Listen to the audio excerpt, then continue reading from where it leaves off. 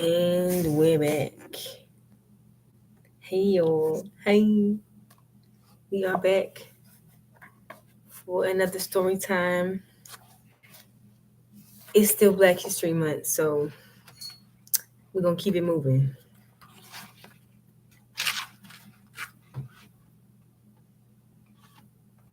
All right. So today's story is called Little 8 John. And as always, we're gonna read the back first.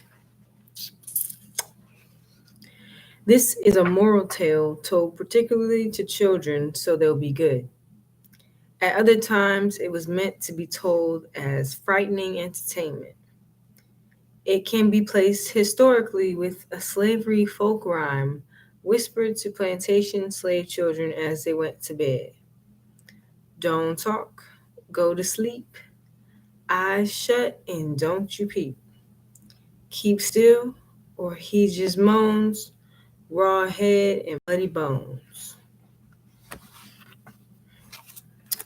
Little 8 John. Little 8 John come be a small boy. Say he lived long ago. He was a handsome one, but looking good never fit to the way he acted. Little 8 John was mean some. He never paid much attention to the older folks, nor listened to the truth they knew about. His mama loved him ever so much. She'd tell him not to do something, and little 8 John would go right ahead and do something awful. That was the way he was, awful contrary. 8 John, his mama saying, now don't you go stepping on no toads and frogs. Toads and frogs is bad luck. If you bother with them, it'll bring bad luck on the family. Little 8 John says, Mama, I won't step on the toad frogs. I won't step on them. But once out of sight of his good mama, little 8 John went right on ahead and found him a toad and a frog.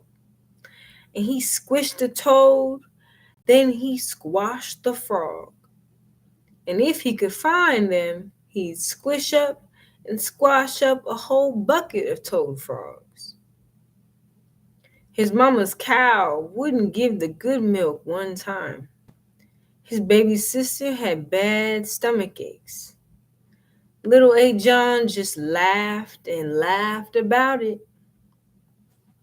Honey, don't sit in that chair backwards, his mama told him one time. You sitting down in every chair backwards and you gonna bring real serious bad to your family. Of course, little 8 John just sitting down backwards in every chair he could find anywhere. One day, his mama's cornbread burned up with her looking at it rise. The milk wouldn't churn no single way at all that she tried it. Little boy 8 John fell to laughing and laughing so, because he knew why things happened to be the way they been. Sweet little 8, his mama told him, don't you climb a tree on a Sunday or it will be bad luck. So bad little 8 John, he's such an awful little boy. He went around sneaking around and climbing trees on a Sunday. It happened soon that his papa's potatoes would not grow. His papa's mule would not plow. Little 8 John surely knew why that was, but he wasn't telling a soul. Don't count your straight white teeth, his mama told little 8 John, else there will come an awful sickness to your family. But angry little 8 John, he went right ahead and counted his teeth in his mouth. Counted the uppers, counted the lowers. He counted them on Mondays and Sundays and the days in between. Until he had counted all them, 1,800 times, that child. Then his poor mama had the whooping cough, and the little baby had what was the croup sickness. All because little old John was so terrible, he brought trouble to his family. His sweet mama told him straight. Little old John, she said, don't go sleeping with your head at the foot of the bed. It will give your family the short of money blues if you do. He did it. Little old John did sleep with his head at the foot of the bed because he was such a rotten little child. His family went stone broke with no money nowhere hidden. And that made little old John giggle and grin.